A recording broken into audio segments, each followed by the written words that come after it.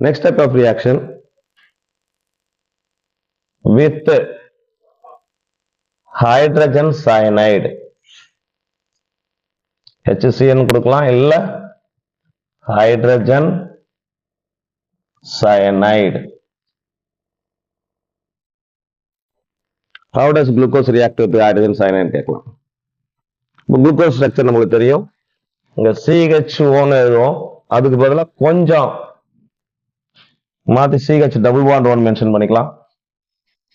CHOH 4 times CH2OH plus HCN. இது nucleophilic addition. Nucleophilic addition பென்சிலால just H plus CN minus mark பண்ணிக்கலாம். இதுல nucleophile என்ன? CN minus. Nucleophile எங்க add ஆகும்? கார்பனைல் கார்பன்ல ஆட் ஆகும். இங்க பாருங்க, இந்த கார்பன்ல ஆட் ஆகும் போது இப்போ இந்த கார்பனுக்கும் சயனைடுக்கு இடையில புதுசா ஒரு பாண்ட் ஃபார்ம் ஆகுது. அந்த பாண்ட் ஃபார்ம் ஆகும்போது வேலன்சி 5 மாறும். அதனால ஆட்டோமேட்டிக்கா இது பிரேக் ஆயிட்டு O மைனஸா போகும். O மைனஸ்ல இந்த H போய் அட்டாச் ஆயிடுச்சுன்னா, H பிளஸ் அட்டாச் ஆனிச்சுன்னா OH மாறிடும். நான் ப்ராடக்ட் எப்படி எழுதுறேன்னு பாருங்க. CH இதோட என்ன ஆட் ஆகுது? சயனைடு ஆட் ஆகுது. இங்க O மைனஸ் மாறும். O மைனஸோட H சேர்ந்துனா OH.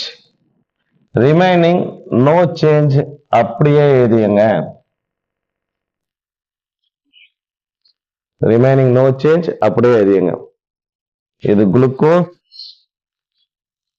குளுக்கோஸோட ஹைட்ரஜன் சயனைடு ஆட் ஆனிச்சுன்னா இது பேரு குளுக்கோஸ்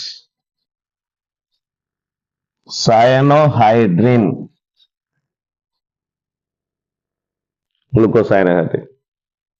சரி, இந்த ரியாக்ஷன் குளுக்கோஸ் ஸ்ட்ரக்சர்ல என்ன விஷயத்தை நம்மளுக்கு சொல்லுது அப்படின்னு பாத்தீங்கன்னா, the glucose structure it contains either aldehyde group or a ketonic group.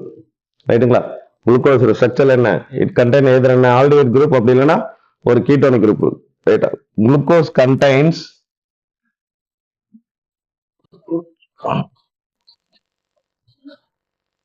an aldehyde or ketone groups.